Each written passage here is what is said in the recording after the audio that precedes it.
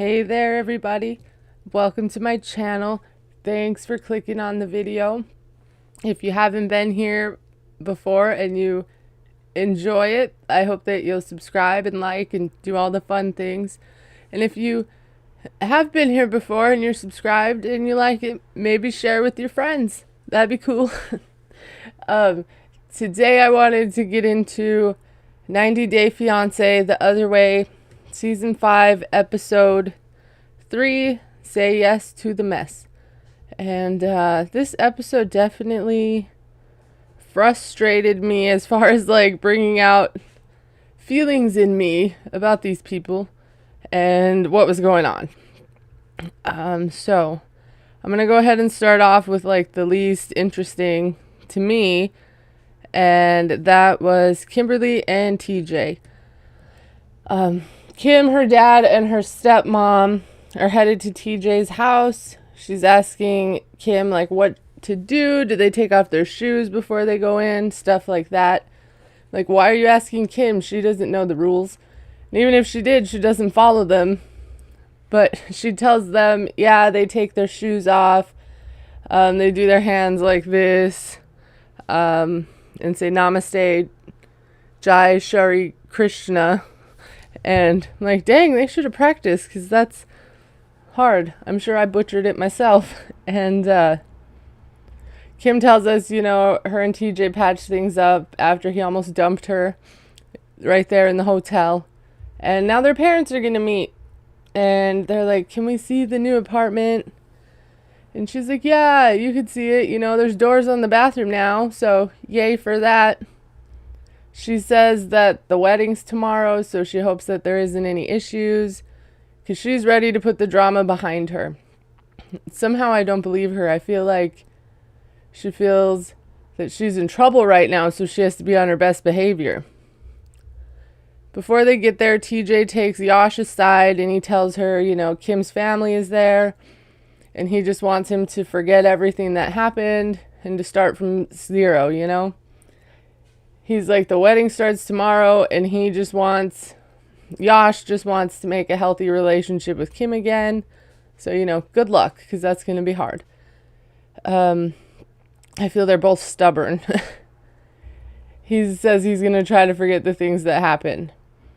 They have a joint interview with Kim and TJ says that he's concerned that Kim's parents might talk about the conversation and what happened like with his mom and dad.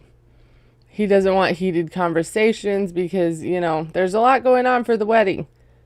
And she's like, yeah, I agree. We do have a lot coming up. And that's about it. The parents meet, they hug, they bow, they namaste.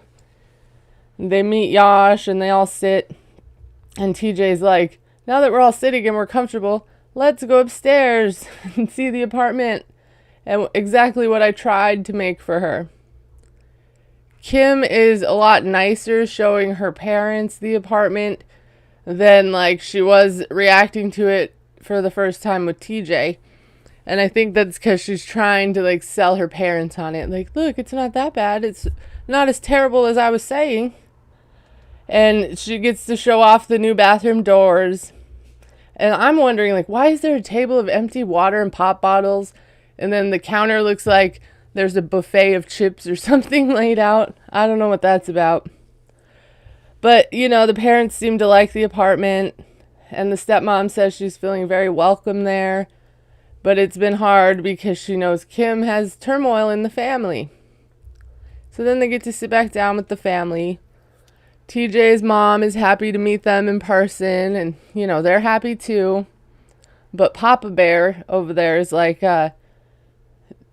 the family concept and living in the same area, he thinks it complicates things from the cultural U.S. norm. I think like the way that they live together and like divvy up household work and their family structure is different. But a lot of people here live with their parents pretty like later than 18. Some people leave before 18. It's real different, but it's not unheard of to all live in one family, especially with the way the economy is. He says that he wants everyone to be as supportive of Kim as he is to TJ. and things will work out.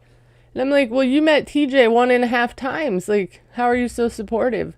Like, yeah, you support the marriage, but his family got you tied there. So I think they've been supportive.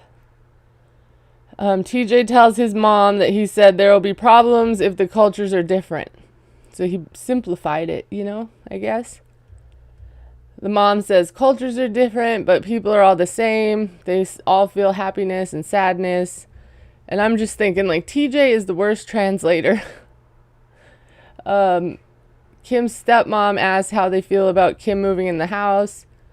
TJ's mom is happy. She feels good. But Kim should live there in harmony. And it's necessary for Kim to show love and respect to all of them. They need respect and give respect to each other. And that's how love grows. TJ's like, my mom says she's happy, but Kim needs to be prepared to give respect to everyone. In Kim's face, like, she was almost unable to keep it together. Her, nice girl act. Mom says, if they have issues, they need to talk about it amongst themselves and don't get so upset over trivial things.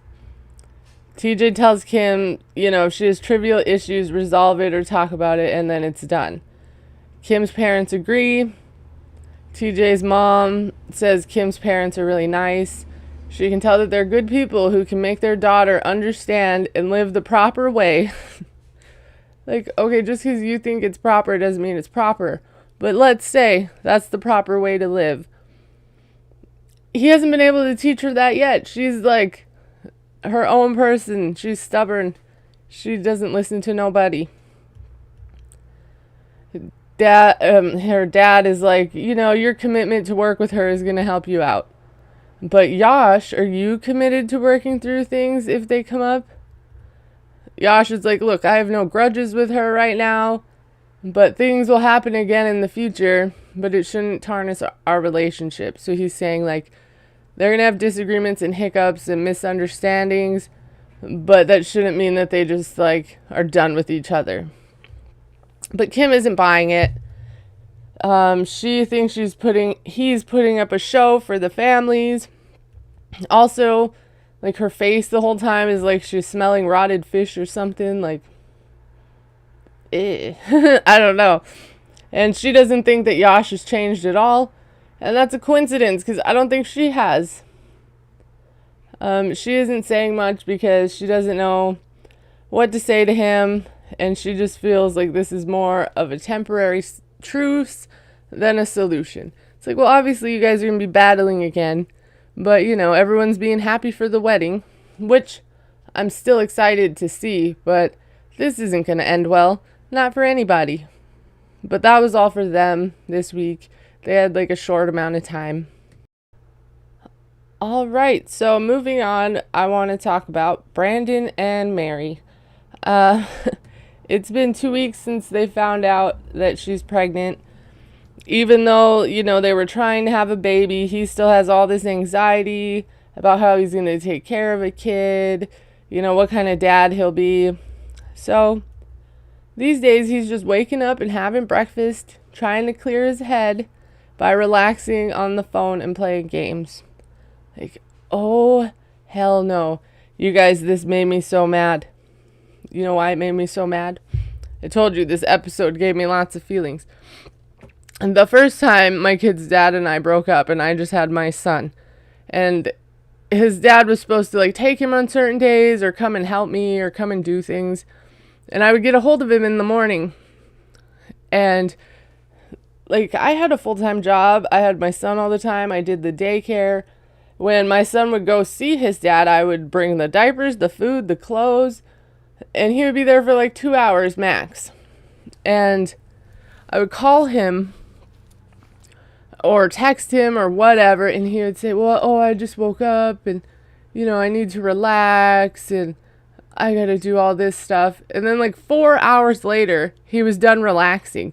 Like, first of all, I don't get to relax. You don't even live with your son. So, and he was waking up, playing video games, getting high, whatever he was doing, and I was being the responsible parent, and I just needed his help. Like, there was times he was busy relaxing when I had to go to a funeral. So watching Brandon do this triggered me for sure. Anyways, enough about me. Sometimes I have to add some of me in here to keep it interesting. Mary says that since she found out she was pregnant, she's doing all the chores. He wakes up at noon or 1 and playing games all the time. And she just wishes he would help. Oh my gosh. I don't particularly like or love Mary, but I feel for her. But it's her own fault, just like it was mine. So before Brandon would do the dishes, he would help. And now he's been changing a lot and not for the better. She tells him, look, you need to get up because we got to go get some supplies for the store. She says they opened a store 2 months ago in front of their house. It's a grocery store. It has snacks. She says her grandma had a store when she was a kid, so that's where she got the idea. So then she says they go to the Sorry store because that's what they call it in the Philippines. And I was like, oh, I wonder if it's David and Sheila's, even though it isn't. But that's what a Sorry store is. It has all the stuff. So she buys the stuff for her store from this store. And she got the money to build her shop and get the products from her friends. So Mary's out here doing it, you know. She's like, I got to make money somehow. I'm pregnant. I got to do these chores. Like, get up, bro. He's like, well, can we charge more? Because apparently for the stuff they bought, it was like $8. They can sell it for like 9 something. And the profit is like 56 cents. And she's like, I don't know if we could charge more. There's a lot of these little stores around here. And if they can go somewhere else and get it cheaper, then they're not going to come to our store. Brandon's like, yeah, but we built this store to help pay our bills. Like, what are you doing? Like, I realize he helped her a lot before he came, but he got there, got her pregnant, and then now he's a bump on the log. He can't figure it out. She's building a store, borrowing stuff from her friends, taking care of the house, getting out there. Like, pregnancy has done her wonders. Mary says that it's hard because, you know, they don't make a lot of profit out of the store, and Brandon's lazy ass doesn't help much, and she hates it. And he's like, well, what do we make a month? And she says they make about $18 in profit. And he's like, well, do you know how much debt we're in? Like, obviously she does. Clearly. It's like, well, damn, Brandon. Looks like she's the only one trying here. And he's like, well, what do we need to do to make a profit? And she tells him he needs to wake up early and help her. And, you know, sometimes no one's there, so they lose customers. And then his excuse is, you know, he's like, sure, I sleep in. But here he isn't working mainly because of the language barrier with the customers. And it's like, okay, so let her go out there and work with the customers and you can do the dishes. You can clean the house. Because obviously she's not out there because she's in the house. And then he's like, well, if we get married, could, you know, he get a job at as a resident or a citizen? And she's like, well, yeah, he can look for a better job. But Mary doesn't know the, like, ins and outs of that or the requirements or how long it takes. She's just guessing. And he's like, yeah, since I'm not a citizen, I can't legally work here. And he's dreading the financial situation more now that a baby's on board. And then he's like, okay, I want to show you something in here that we could improve. He brings her in the store and is like, oh, I'm getting cold feet all of a sudden. But, you know, it's been a long time, and I basically wanted to say that he loves her, and he doesn't know how else to say this other than... And then he shows her a ring in a heart box. He doesn't get down on one knee at all. And she's like, what's that? He's like, well, hopefully it's your engagement ring. Like, no, will you marry me? Nothing. She doesn't say anything. He's like, yeah, I didn't rehearse this at all. Terribly proposing to her right next to the shelf full of maxi pads and tampons and anti-acid pills. Every girl's dream. And then I was like looking, I was trying to look, and I thought it was like a man's ring, like a double banded ring, but it wasn't, and we'll get to that. Finally, he spits out, like, if she will marry him. And she's looking at him squinting like, the fuck is wrong with you? Oh, got me cussing. But she's just squinting at him like, what is wrong with you, dude? There's this long silence, and he's like, yeah, this is awkward. Then he tells us he's been planning on proposing to her since he arrived, and now that she's pregnant, he thought he could hide the ring in the store until the right moment. And he's like doing it now to reassure her that things will be okay. It's like, get off your ass and wash a dish, and she'll maybe think things could be okay. You know, find a way to make some money, pay her friends back. I don't know. You're going to have to do something. Make some bracelets, Brandon. She could teach you how. And he's like, sorry, this wasn't probably the best time to bring this up. And how he didn't put a lot of thought into it. She tells us that it's awkward. She's still stressing about the debt. He's not helping her with nothing. And she doesn't know what to say because it's not the right time. He, like, doesn't know her ring size, but he wants her to read what it says. And it says, I am enough. It's like some cheap, not even an engagement ring. Like this ring that I have, that I always wear. It was like $15 on Amazon. I love it. There's nothing wrong with it. But it's not an engagement ring. And he's like, yeah, you are enough. And he wants her to wear it. And at least it wasn't a man's ring like I originally thought. But he puts it on her finger and it's 6 sizes too big. And he's like, well, maybe we can get it resized. Like, they don't resize cheap ass rings. Like, you're going to have to go back on Amazon and go down a few sizes and resend it to yourself. But she's like, yeah, that's going to cost money too. She said, we don't need to force it to fit me. It doesn't fit me. He said, he bought it in America because it has a unique engraving. I am enough. And when they fight, they sometimes use the words, I'm not good enough. So he felt it was perfect ring to propose with. And he felt like he blotched it. Not botched it, he blotched it. And he says, he knows this is cheesy and corny, and he's being awkward about it. And she says, she is too. She didn't expect this. Now when they're stressing her so much. But yeah, she'll marry him. And she loves him, and she will, when they're ready. He's asking if she's saying she isn't ready. And she tells him, marriage isn't a joke anymore. And they aren't kids anymore. She didn't say marriage isn't a joke anymore. But she said it's not a joke, and they're not kids. And they're going to have a family soon, and he needs to be mature enough. Financially and emotionally and everything. And she's worried if they don't solve these problems, they'll be forever stressed. And she doesn't want to get married while she's stressed because marriage is very important. That was the worst proposal I have ever seen in my life. That was worse than Christian saying Cleo, hey, you want to get married in the future sometime?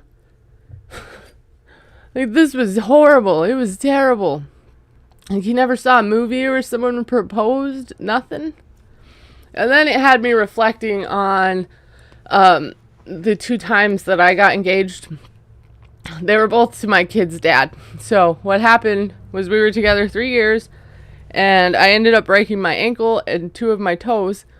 And I was happy in Vicodin land for over the holidays. I couldn't walk for a couple months. And during this time, I was on the couch. I couldn't walk.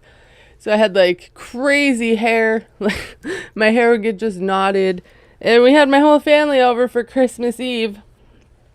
And all of a sudden, everyone started surrounding me with my walker and my cast and, all the fun things. And I'm like, what is going on? And they were recording me. And so he proposed to me in front of my whole family. And when I answered him, I said, yes, in question form. And everyone thought that was funny. But I think it was a sign. And then he's like, yeah, if you love something, let it go. Or cripple it so it can't run away. And because we would joke that I was crippled because I couldn't walk. That was the first time. And then we had my son, and a couple years later, we had broken up.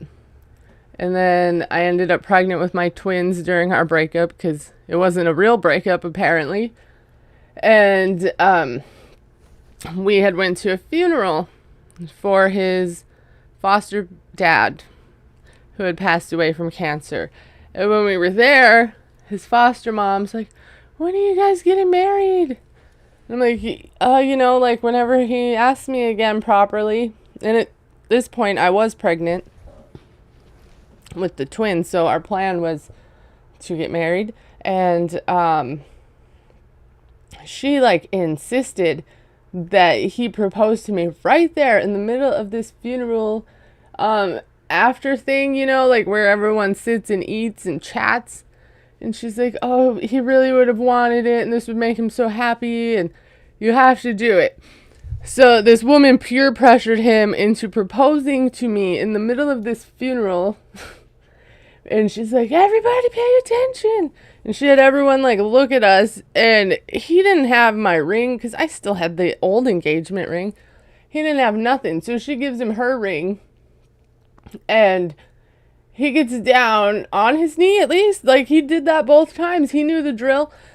Proposes to me, and I'm like, yeah. Luckily, my mom was at this funeral with us, or she wouldn't have even been there. She couldn't even get her phone out fast enough to get a photo. And I'm like, this is not a good sign. Like, who gets engaged at a funeral?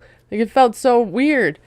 So everyone's, like, surrounding us, like, oh, congratulations. Let me see the ring. And it was, like, a ring that went to, like, I don't know, the middle of my finger because I had really big fingers back then. Wow, this went on a little. Anyway, that was better than this. Getting engaged at my poor ex foster father-in-law's funeral. But actually, yeah, I was engaged for like 6 years. That's all it was. I knew better than to get married to this man. Obviously, if you've heard any of my other stories, I made the right choice. But the point is, this was terrible. And I wanted to share those stories with you because those were the times that I was engaged.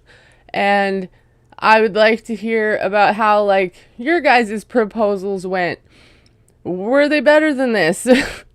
I don't think it could get worse. So yeah, go ahead and tell me how that went for you guys down in the comments, or, you could just think about it, or let me know what you thought of my story, because I haven't heard that often that I was peer pressured into getting engaged at a funeral. That I really didn't want that. I don't like attention on me. I thought it was like taboo. I was like, we shouldn't be doing this. Like, how disrespectful. But she insisted, and she was his wife, and I love them. Like, they were at the birth of my son.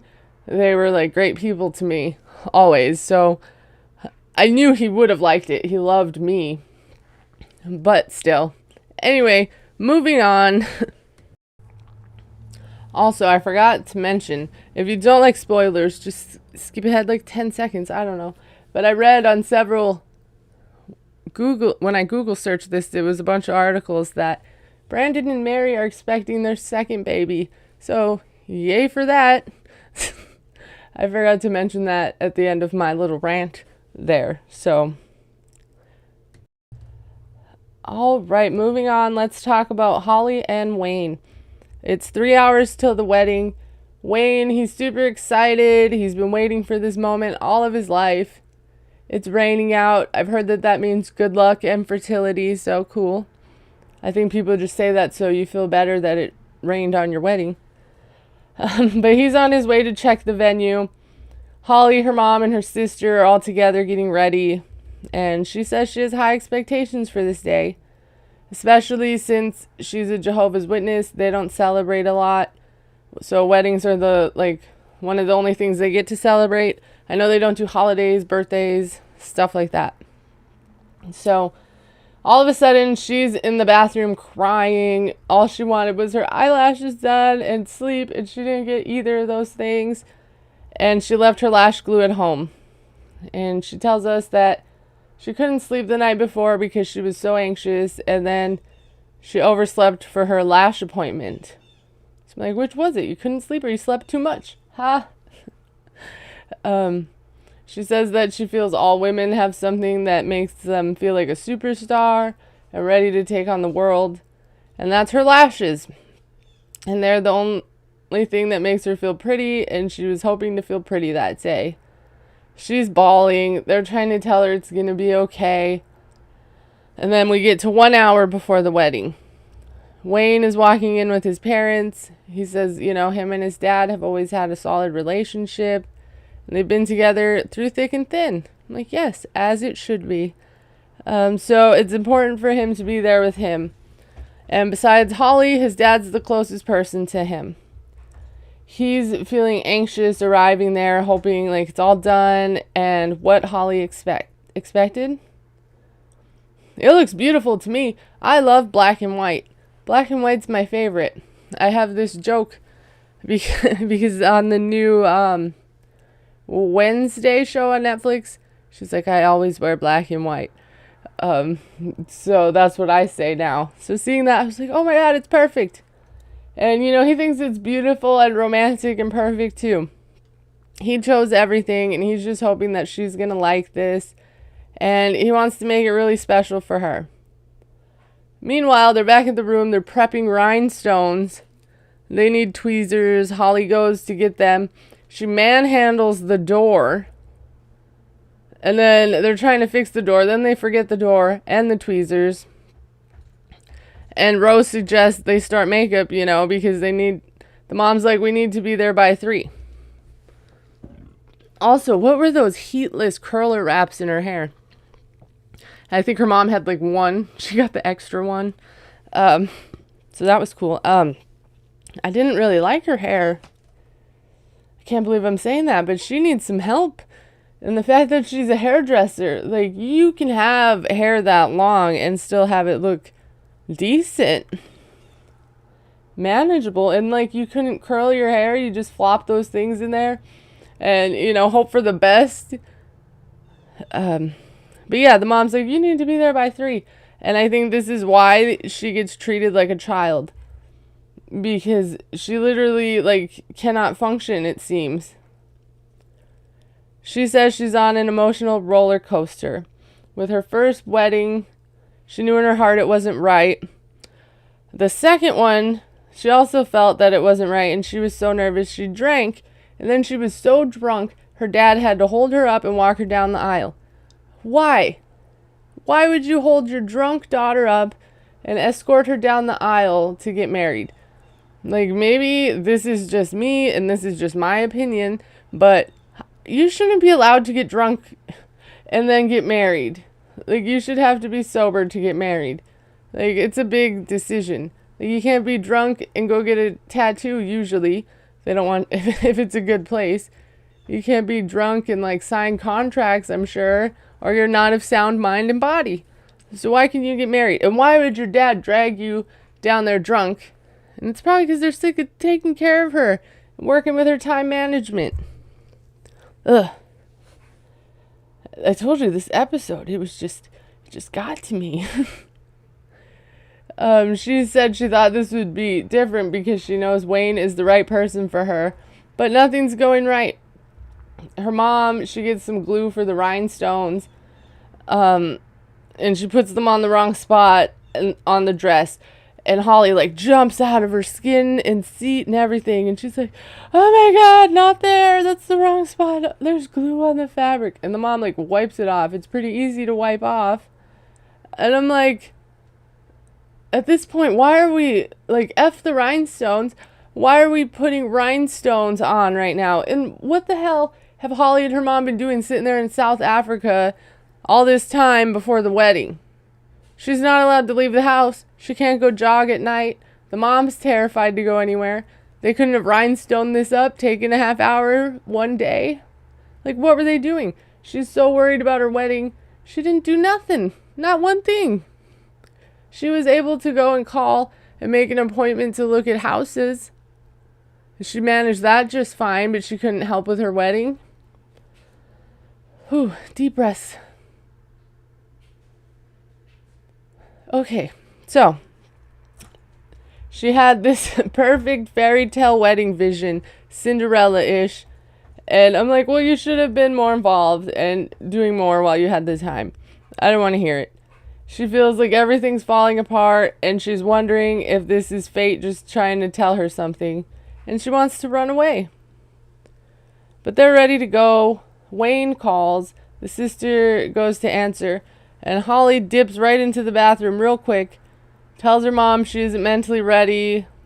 And she's crying. We leave her there. Later, we catch up with Wayne. And him and the guest are just standing and sitting around waiting. He's looking around, thinking how Holly gets stressed pretty easily and runs away. So he's anxious now. And if she doesn't show up, he's like, I think we'll be done. Like, yeah, that's a pretty good indication. Holly and the gang finally pull up.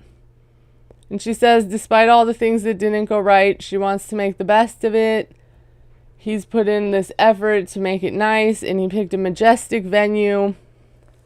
And she's like, who you marry is the most important part, and he is her soulmate. Holly and her mom walk down the aisle.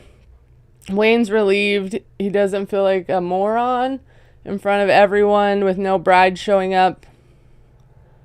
When he saw her, his heart skipped a beat, and she looks like an angel to him.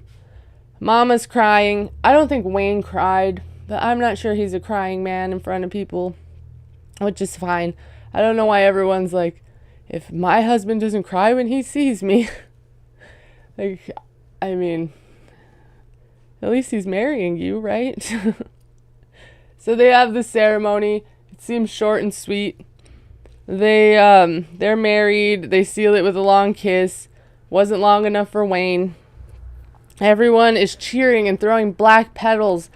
And I was like, oh my gosh, I definitely want that if this ever happens for me. And Wayne's like, okay, we're off to the honeymoon. Bye. He's been waiting for this night. The sister, like, somehow drops her bouquet on Holly's train. And she just drags it along. And the poor girl's trying to chase her in heels. And she can't catch it. And that was pretty funny. She's like, Holly. Finally, Holly realizes it, and she stops and looks back. Say, geez, thanks. I wouldn't have even chased the bouquet. Like, whatever, I'm done with it now. And she's like, Holly tells us, yeah, being married feels like permanent, and she likes it. Like, well, yeah, marriage is supposed to be permanent. And she's like, you know, he's stuck with her for life. He's like, yeah, this ring says I'm yours forever. Holly's mom is still crying. She's very happy. She's emotional because Holly is her youngest, and it's going to be a big change for her, but a good one. Mama says that there isn't a perfect match or a perfect soulmate, that you have to work at it, but she thinks they're up for the challenge, and it'll be good for them. They feed each other cake. They take photos. Holly tells Wayne everything was perfect. He's like, first we're going to get food for energy, then it's honeymoon time. She says, you know, he said that he's a sex god, so he hopes it's true. And he's like, what? I said that? Well, what I want to know is why Wayne keeps saying they're going on a honeymoon when clearly he lied to her about the crypto and they're not going on a honeymoon. It's a wedding night. Hopefully they got a hotel or something. Probably, but it's not a honeymoon, bro. So yeah, that was their wedding. I thought it looked really pretty. I loved all the stuff there. She was a hot mess. Hot mess express. But I really didn't expect anything less from her. Like, half of the time she looks like she can't stand on her own. I don't know what her deal is. But she's Wayne's problem now. Alright, guys. Last and least. Shekinah and Sarper. We start off, she's in there doing dishes and says, you know, it's her third day in Turkey. She's frustrated with him. He fought her so hard about the social media stuff, and he still hasn't made a post. Like, how is she surviving? I don't know. She just, you know, she's just feeling like he doesn't want to show he's in a relationship, and I understand that. Nobody wants to be a secret. But I honestly, like, don't know how much he posts on social media, so I'm just going to let them argue about that. But it is making her worry about their future. Sarper senses that, I bet, because he decides to plan a surprise for her. And he dusts off the old construction helmet and vest combo. He's like, we had a bad start, and, she wanted him to post something with her, and he knows that she's concerned, but he needs to show her he only has eyes for her. So he has his laptop all set up, his little speaker hooked up, and he starts the music. And she goes to investigate the ruckus, because she's in the kitchen and he's like in the dining area, like dancing. Huh? He points her to the chair, he busts out his stripper moves. Who paid this man to strip for them? Who? Who paid them? Not me. I wouldn't. I mean, I've never had a stripper, but that's not the one I want. So he points her to the chair, has her sit down. He starts doing his stripper moves. He says that being an exotic dancer felt powerful. You were like the only man there, and all the girls were going crazy for you. But now he will only dance for her. Now I get that he's trying to show that he only has eyes for her, but they're like in the privacy of their apartment, and she's upset about something else. This is just a distraction. Like, your hot body or whatever isn't going to distract her from her needs and wants forever. And the things that, when someone asks you to do something and you agree and you don't follow through on that, they're going to get upset. It's not going to matter how many dances you do. But this is the first time she's seen his striptease routine, and she says it's interesting. It's doing it for her a little, and she appreciates him for being quirky and unique. She's using the word unique now. He's all sweaty. He's out of breath, like he hasn't danced in 25 years. And he tells her this is the first time he did a one-on-one dance. I'm like, well, he didn't even get near her. It was more of like a dance routine, like a Magic Mike wannabe dance routine. Like, he didn't get close to her. There was no closeness, no lap dance, no staring in her eyes while he was shaking it. Nothing. He was performing for himself because he loves himself. And she asked him what it was like dancing for all those women all those years. Like, bad time to ask that. And he's like, I didn't get aroused when I was dancing. His little drummer boy didn't stand at attention or nothing when he was dancing. But, he's feeling it now. Can't she feel it? Like, gross. He's like, you're always the first.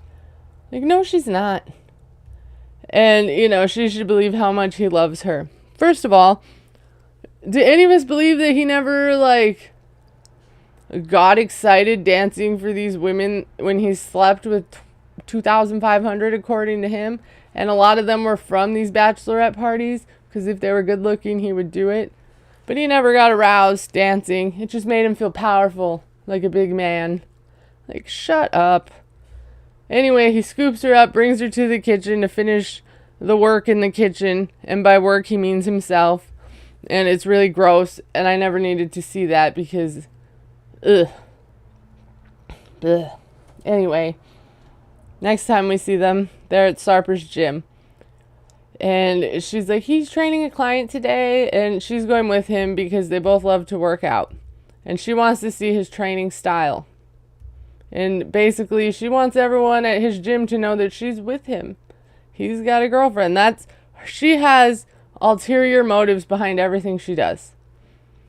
I feel, in my opinion, that's what happens. So, anyway, his client shows up. It's a lady. Her name is Ezgi. And he does the, European cheek kiss to her. And he introduces her to Shekinah. He takes her off to work out. He leaves Shekinah there to do her thing. She's pacing. Her head is short circulating. She can't believe her eyes. She stands there, hands on her hips, staring at him. And she interrupts and she's like, babe, can I talk to you? And he's like, really? I'm we're in the warm-up phase. And, damn, you could have waited till later. And she's like, I thought we talked about female clients. And he's like, what? Not now. And, he just walks away. He tells her it's his business and they're going to talk later, like they should. And he walks away to go back to do his job. So she's mad. She gets her water bottle. She goes to the locker room. She says, he told her he was training a client and she just assumed it was a man because they talked about lady clients before. Like, are we really surprised because he didn't do anything else you asked him to do? And not only that, like, that's kind of a ridiculous request. And we'll talk more as to why in a minute. And it's just unfair. It's his job. She's mad that he kissed the girl on the cheek because they talked about him doing that before too. Like, I am pretty sure that's a common greeting in a lot of other countries. I've seen it on, like, the Real Housewives of Beverly Hills, other things, like, just because it should be an LA thing, right? She should see it in LA all the time. But she's like, he can have his little time with his client, but she's not going to sit there and watch. 30 minutes later, that's it. 30 minutes later, he's done. His client high fives him, calls him coach. She's like, hey, coach. And I was thinking, he might have slept with some of his clients, but I don't think he sleeps with all of them. That's how he makes money. And if you sleep with someone and they get attached or they expect more from you or they get jealous, you're going to lose that money. Like, you don't crap where you eat or whatever. I'm not saying he's never slept with clients, but I don't think it's all of them as much as she thinks. So she calls him coach. And she asks when the next session is. And he's like, well, let me get back to you later on that. She kind of is like pouting in the locker room, having a Tootsie Pop. He goes over there. He knocks on the door. He tells her to come out. She's like, no, I'm okay. I'm living in this locker room now, He's like, it's the ladies' room. I can't come in. And then he does that thing, like, come. And it's the same thing that Nico said that bothered me. And, I learned that it's a common phrase there, so I'm just going to let it be. But it did make me twitch when he said it. And I'm going to go ahead and do some soul searching and shadow work to find out why that bothers me. But he's like, come. And I'm like, okay, let it go, Leslie. It's going to be fine. He's like, are there girls in there? And she's like, no, you can come in. And I'm like, why couldn't you just go out there? Like, you're acting like a spoiled brat. And, she has a right to be upset because he didn't get a new bed. He won't post them. All these things she told her sister he was going to do, he's not doing. And her sister's going to be there in, like, a few days. I think she was supposed to show up a week after her. And she's like, no, he's not going to work with females. He's going to post us. Everything's going to be different. To her sister before she left. Now she looks stupid. But this is his job. So he's like, oh my God, what are you doing? Why are you making me go in the girls' dressing room? He tells us he's really angry when he saw her not in the gym working out and she's sitting in the dressing room eating candy, looking at him like with these mean eyes full of hatred. And he's like, why would you make me come in here? It's a crime for me to be in here. And she's like, it's not, like, she goes to cut him off and say it's not a crime. Like, excuse me, woman, you don't know the laws there at all. It could be a crime. He could go to prison. You don't know. Just because, like, everyone doesn't have American laws. And it is bad for a man to be in a woman's locker room anywhere. Or a woman to be in a man's. Or whatever, however it works. Like, go to the family locker room and lock the door. Be safe. So he grabs her stuff to get her out of there. He tells us, he didn't do anything wrong. Like, she didn't catch him in bed with someone else. He's like, what's happening? Where were you? She's like, I wasn't going to be out there watching you. She can go somewhere else to work out. And she's just sitting there eating this damn sucker. Like, no way she's going to lose 4 pounds. She's not working out. She's eating candy in the gym. He tells her that she's being bitchy. And she's like, you're going to call me that right now and I'm upset. Like, you're acting like a spoiled child. She says they talked about him not having female clients and about him not kissing women on the cheek. And he did both in front of her. He says it's tradition there, like the cheek kissing thing. And I gotta agree with that. And he says there's not a lot of men that need trainers. Oh, she says there's a lot of men that need trainers, and her trainer doesn't kiss her on the cheek, and she would think it was inappropriate if he did. And he's like, well, that's in America. And you know, he's right. He says Turkey is different, but that doesn't matter. She says that he shouldn't do it because he's dating an American girl now. And then she just like stares at him like a little brat eating this sucking on this Tootsie Pop. And he snatches it and throws it on the ground and it smashes all over. And I was so satisfied when he did that. And normally I wouldn't condone such behavior. But oh man, I wanted to do it. Like, I think he's controlling, and that's like, we're borderlining on abuse here as we keep going. But she deserved that because she was using the sucker to like antagonize him and push him and upset him and be like defiant. So I was here for that. And also she didn't get to find out how many licks it took to get to the center of the Tootsie Pop. And she's like, he's never been this angry with me in person, which means that he's been this angry with her other times. But you know, this is new to her. So he like kind of grabs her by the arm, not really like hard. I don't know if he grabbed her, but he's escorting her out of the gym to like this other area. And they're yelling in the middle of the gym, so he wants to talk there. But he really did grab her like someone would grab their 4 or 5-year-old and like, we're going to the car right now. Like, don't you embarrass me in here. That's the vibes I got. And then she's like, thinking it's disrespectful, like, why should he be mad? And it's like, well, you're kind of making him look like an ass at his place of business. Maybe that's why. Like, you embarrassed him, you threw a fit like a child, you're sitting there eating a Tootsie Pop in front of him in the gym. You wouldn't leave the women's locker room. You acted like it wasn't a big deal for him to go into the locker room. He told you it was a crime for him to be in there, and you tried to act like it wasn't a crime. But you're saying, you know, he's wrong for training a woman client and making you uncomfortable doing something like you asked him not to do. But he has reasons to be mad at you, and you have reasons to be mad at him. I agree. He hasn't done one damn thing that you've told him. Not one thing. And maybe you should look at that red flag blowing in the wind and go home. Be with your daughter. And it's also like, too bad people don't have to do something just because you asked them to. You asked him not to work with women clients. I'm sure he agreed because, you know, he has been placating her this whole time. But, like, if someone asked me that, like, okay, I want you to stop working with women people.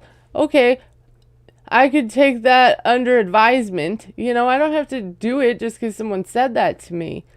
You take the information in, you process it, you weigh your options, and you make a choice. Like, it's not a control thing.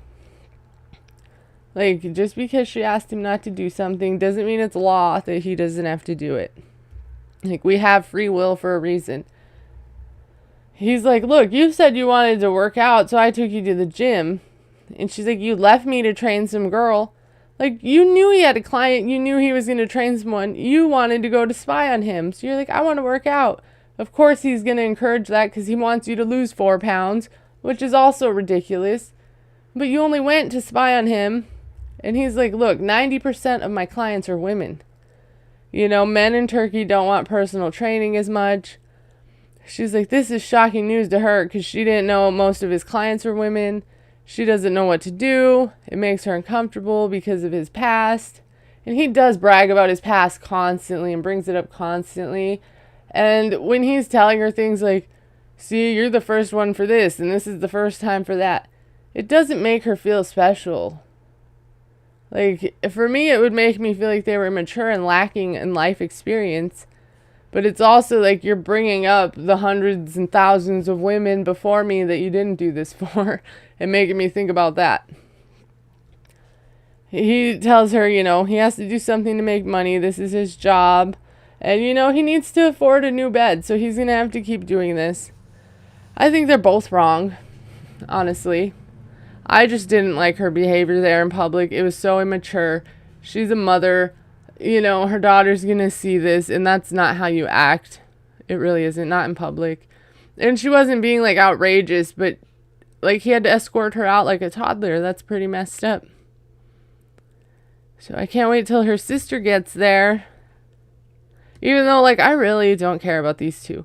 The only reason I'm more on his side is because he seems to be, clueless and naive about what he's doing because he's inexperienced. And she has the experience, so she needs to be patient with him. And some of her requests are ridiculous.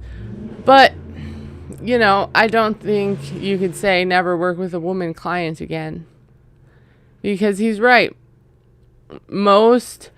I think probably in America too, most men don't want a trainer. They feel they could do it on their own. They feel like they got this. Women are the ones who are like, yes, help me. And I'm sure,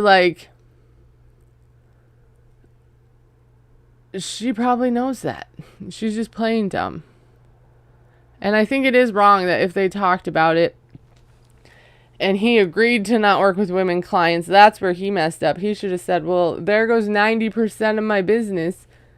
I hope you can get a job. I hope you know a trade besides throwing parties.